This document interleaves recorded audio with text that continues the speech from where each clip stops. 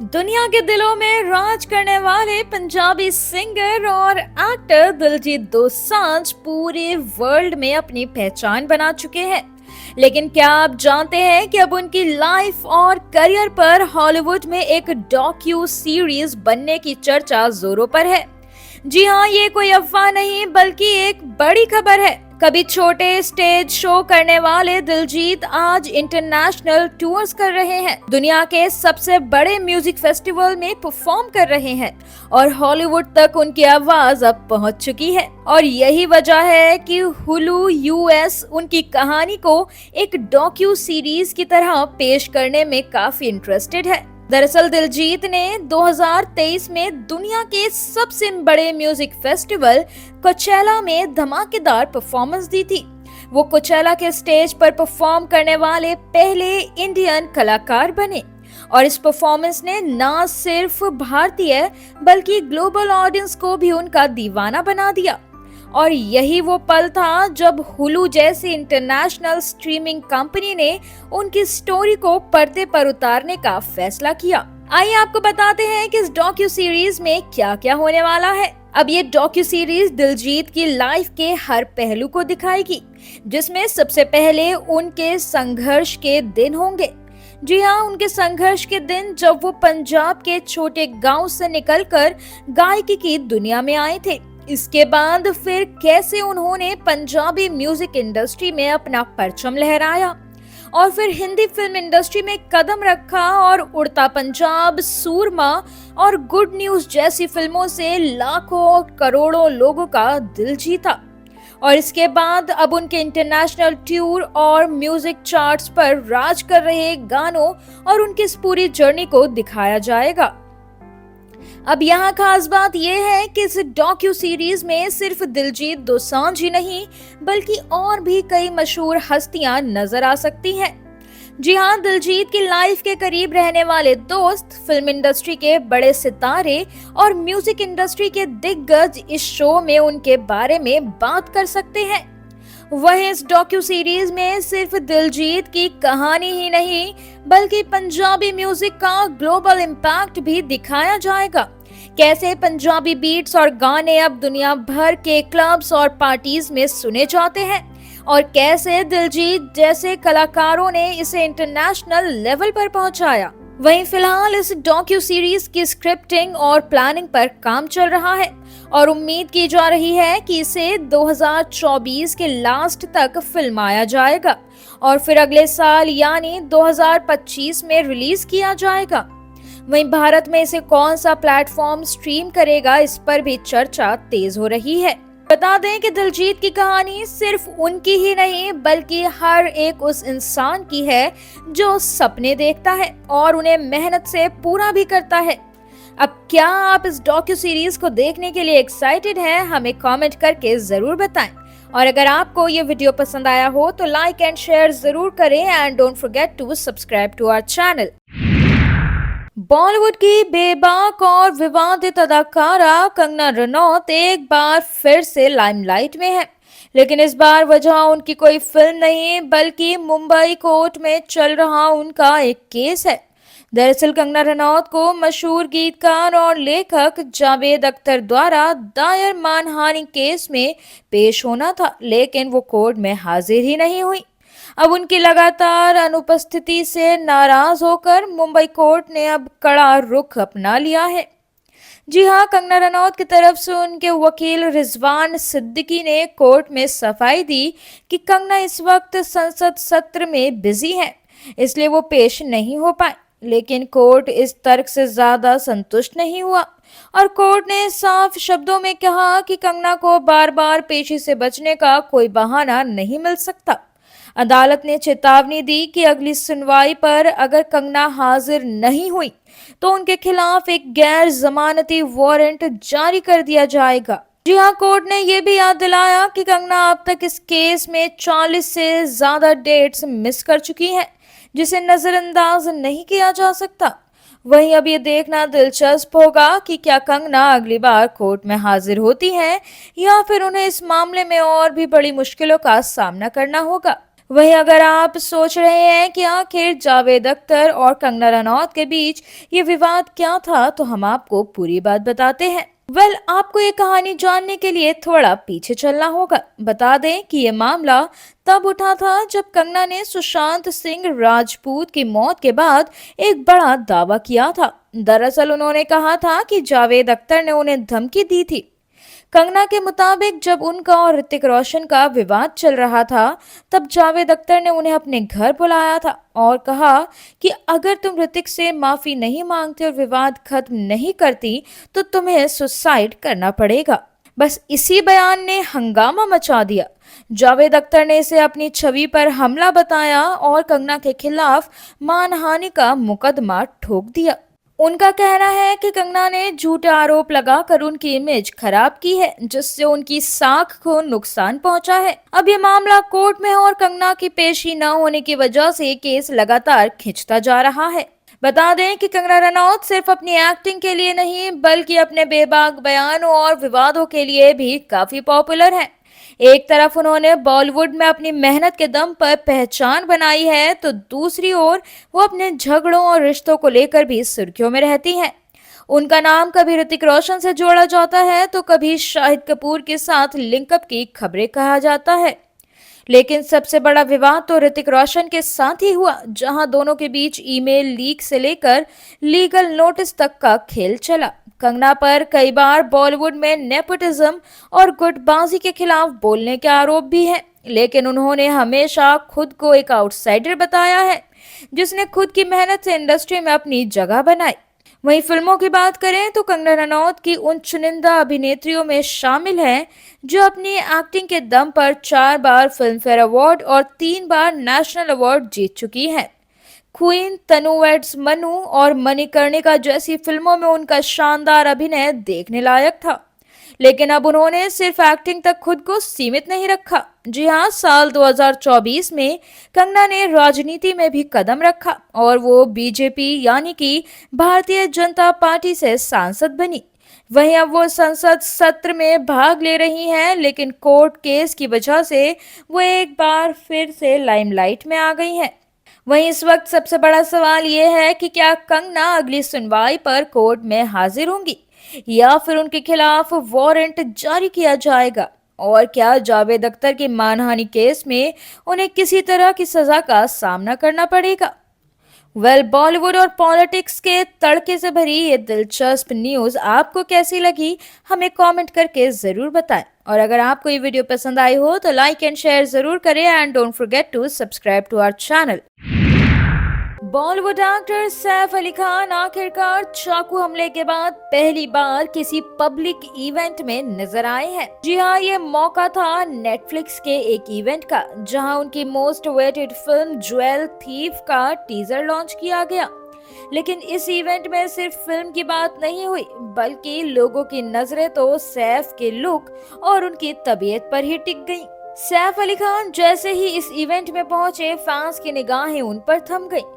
उन्होंने blue denim shirt, denim jeans और stylish high heel boots पहने थे। उनके चेहरे पर वही पुरानी नवाबी मुस्कान, लेकिन कान के पीछे लगी बैंडेज और हाथ पर बंधी ब्लैक क्रेप बैंडेज साफ बता रही थी कि वो अब भी उस हमले की तकलीफ से गुजर रहे हैं। हालांकि इसके बावजूद सैफ पूरे कॉन्फिडेंस के साथ कैमरे के सामने आए और मुस्कुराते हुए अपने मूंछों वाले लुक में काफी हैंडसम लगे। अब इस इवेंट में सैफ अली खान ने अपनी फिल्म ज्वेल थीफ के बारे में भी बात की और बताया कि वो इस प्रोजेक्ट को लेकर कितने ज्यादा एक्साइटेड हैं। उन्होंने कहा कि मैं और सिद्धार्थ आनंद काफी टाइम से इस फिल्म को बनाने की बात कर रहे थे। मैं हमेशा से एक ऐसी फिल्म करना चाहता था जिसमें हीस्ट यानी कि लूट की कहानी हो, और जब जयदीप अहलावत इस फिल्म में मेरे साथ आ रहे थे तो इससे बेहतर तो क्या ही हो सकता था। सैफ ने आगे कहा कि आज आपके सामने इस इवेंट में आकर बहुत अच्छा लग रहा है। मैं इस फिल्म को लेकर भी काफी एक्साइटेड हूँ। ये एक बेहतरीन मूवी है और मुझे यकीन है कि ऑडियंस को भी खूब पसंद आएगी। बता दें कि अभी ज्वेल थीफ की रिलीज डेट की अनाउंसमेंट नहीं की गई है, लेकिन टीजर ने फैंस का एक्साइटमेंट काफी बढ़ा दिया है। वहीं आपको ये भी याद दिला दें कि 16 जनवरी की रात सैफ अली खान के घर में एक अनजान व्यक्ति घुस गया था और रात करीब 2 बजे जब घर के स्टाफ ने उसे देखा तब शोर मचाया। और जब सैफ वहां खुद पहुंचे तो उनके बीच हाथापाई हो गई और घुसपैठिए ने अचानक ही सैफ पर हमला कर दिया। अब हमलावर ने चाकू से एक्टर पर 6 बार वार किया था, जिसमें से एक हमला उनकी रीढ़ की हड्डी के पास जाकर फंस गया था। अब इस गंभीर हमले के बाद सैफ को तुरंत मुंबई के लीलावती हॉस्पिटल में भर्ती कराया गया, जहां उनकी सर्जरी हुई थी। वहीं इस वक्त वो पूरी तरह से हेल्दी हैं और जल्द रिकवर होने के लिए कोशिश कर रहे हैं। हालांकि उनके शरीर पर चोट के निशान अभी नजर नहीं आ रहे, पर बैंडेजेस साफ दिखाई दे रही हैं। अब इस दर्दनाक हादसे के बाद सैफ पहली बार इस इवेंट में नजर आए और उन्हें देखकर फैंस को तसल्ली हुई कि अब वो ठीक हो चुके हैं। हालांकि उनके शरीर पर चोटों के निशान अभी भी हैं, लेकिन उनकी नवाबी शान और कॉन्फिडेंस में कोई भी कमी नहीं आई। वेल, अगर आपको ये वीडियो पसंद आया हो तो लाइक एंड कमेंट जरूर करें and don't forget to subscribe to our channel. Bollywood actresses हमेशा ही किसी न किसी वजह से सुर्खियों में बनी रहती हैं, कभी अपने काम को लेकर, कभी अपने स्टाइल को लेकर, तो कभी कभी सोशल मीडिया पर वायरल वीडियोस की वजह से। अब इसी बीच एक वीडियो सोशल मीडिया पर धड़ल्ले से वायरल हो रहा है, जिसमें बॉलीवुड की style queen Sonam Kapoor ramp walk के दौरान इमोशनल हो जाती हैं और रोने लगती हैं। अब फैंस इस वीडियो पर तरह तरह के कमेंट्स कर रहे हैं। कुछ लोग उनकी सेंसिटिविटी की तारीफ कर रहे हैं तो कुछ उनको जमकर ट्रोल भी कर रहे हैं।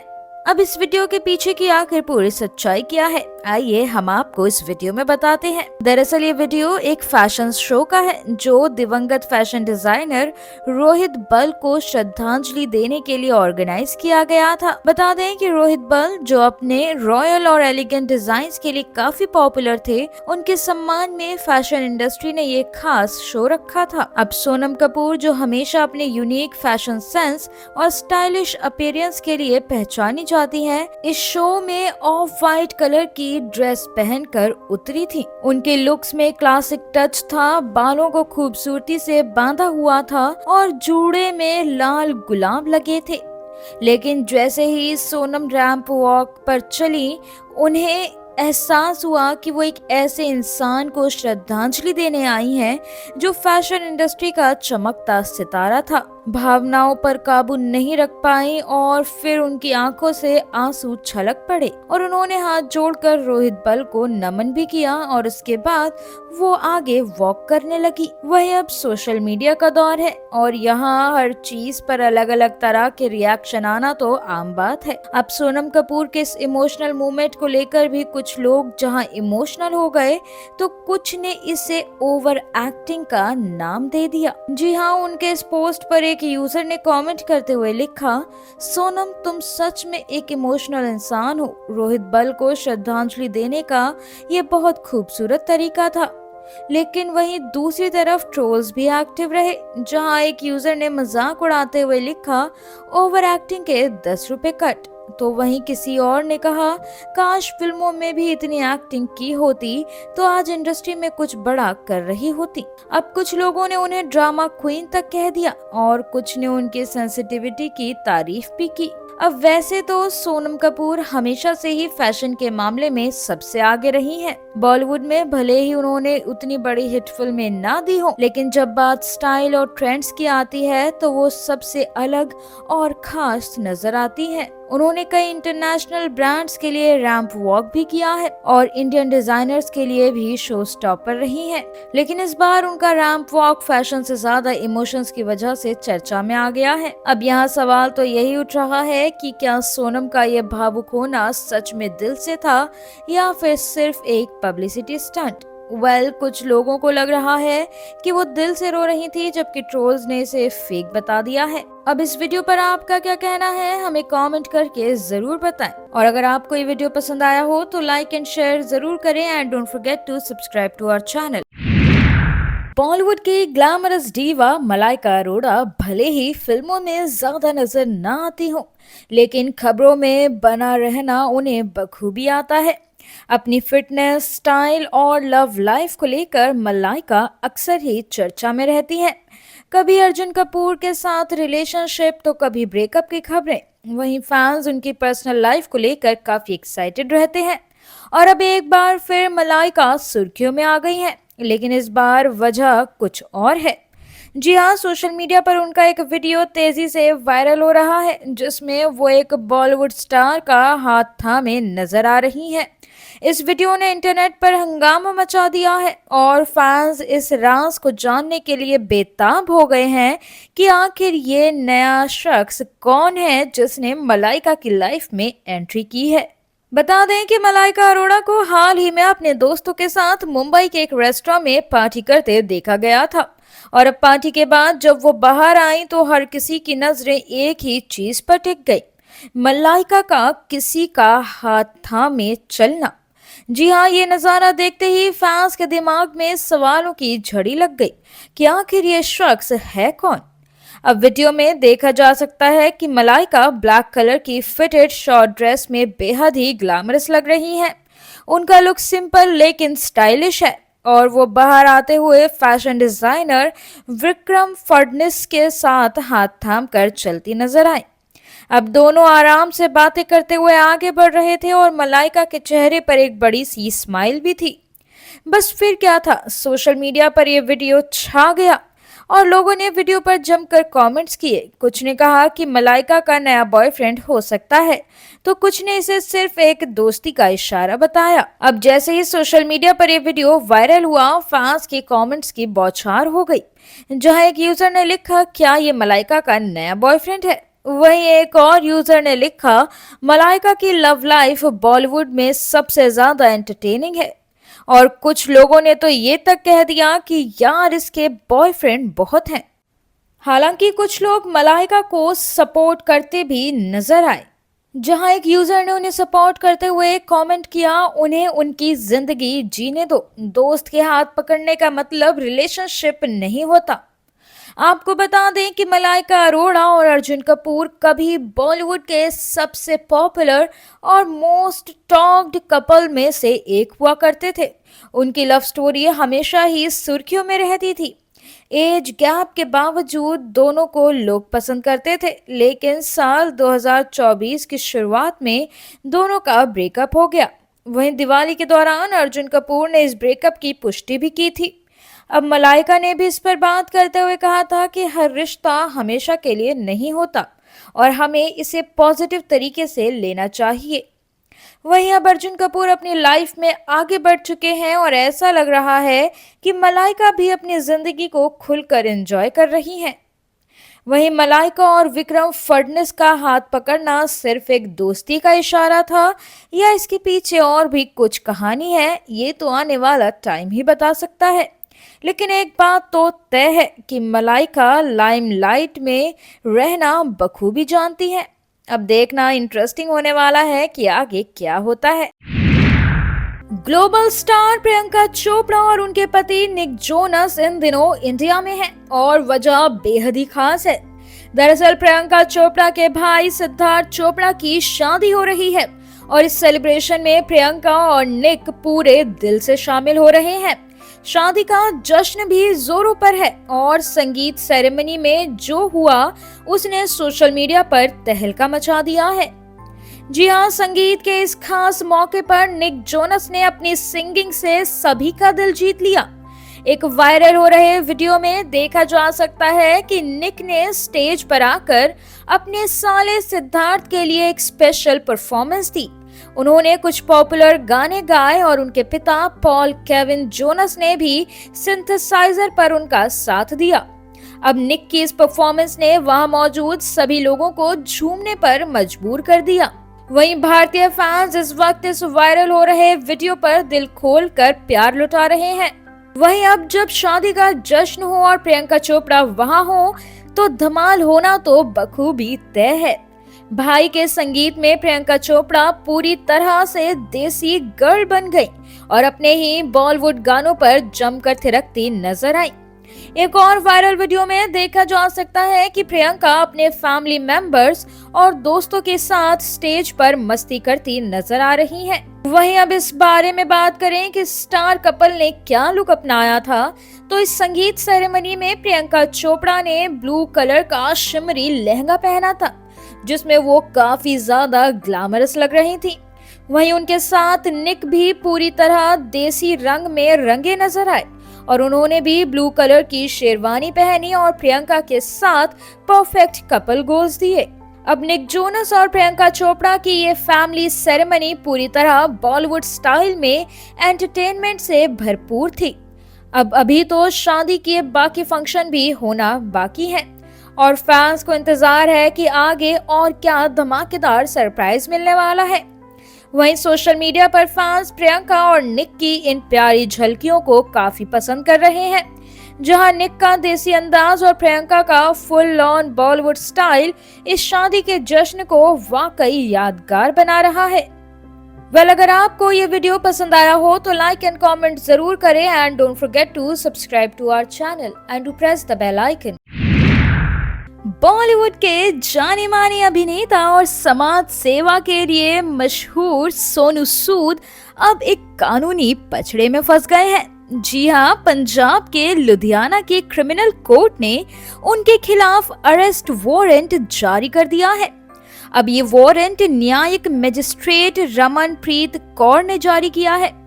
वहीं अब ये सवाल उठ रहा है कि आखिर ऐसा क्या हुआ कि सोनू सूद को कोर्ट में पेशी के लिए बुलाया गया और अब उनकी गिरफ्तारी के आदेश दे दिए गए।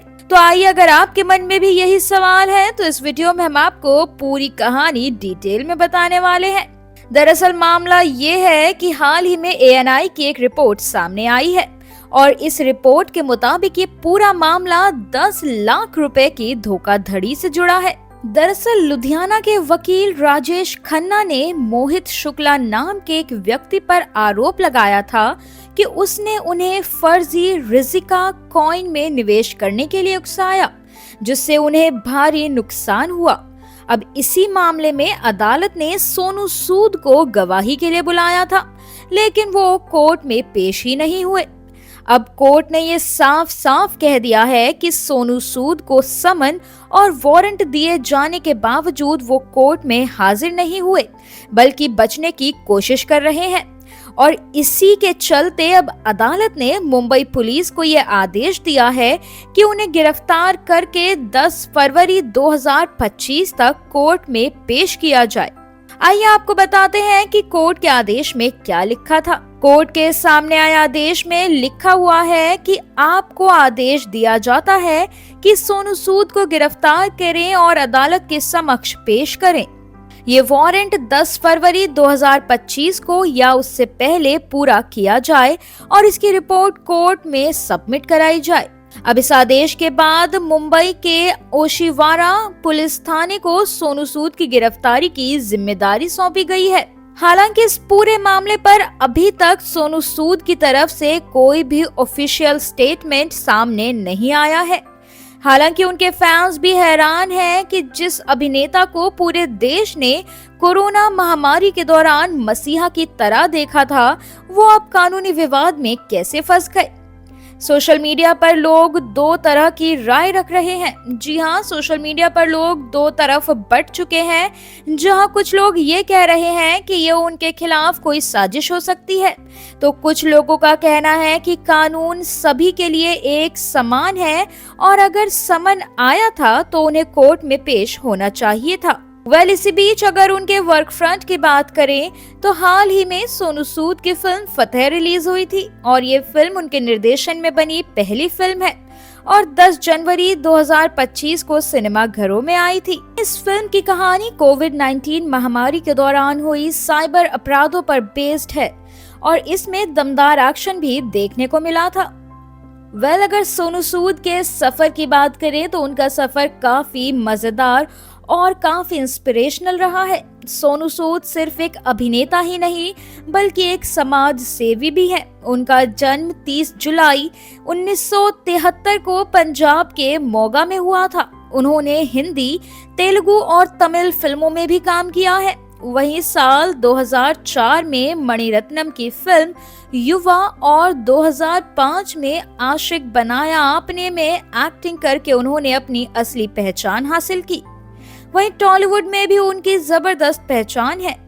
जी हाँ, साल 2005 में ही आई फिल्म सुपर में उनकी भूमिका को काफी पसंद किया गया था और इसमें नागार्जुन एक हाई टेक चोर के किरदार में थे। वहीं अब यहाँ सबसे बड़ा सवाल तो यही खड़ा हो रहा है कि क्या सोनू सूद कोर्ट के समक्ष खुद को निर्दोष साबित कर पाएंगे या फिर उन्हें इस कानूनी लड़ाई में काफी लंबा स्ट्रगल करना पड़ेगा, और क्या पुलिस उन्हें जल्द गिरफ्तार कर लेगी या फिर इस केस में कोई नया मोड़ आएगा। इस पूरे मामले में आगे क्या होता है, इस पर सभी की नजरें टिकी हैं। जैसे ही कोई नया अपडेट आता है तो हम आपको अपडेट जरूर करेंगे। अगर आपको ये वीडियो पसंद आया हो तो लाइक एंड शेयर जरूर करें and don't forget to subscribe to our channel and to press the bell icon.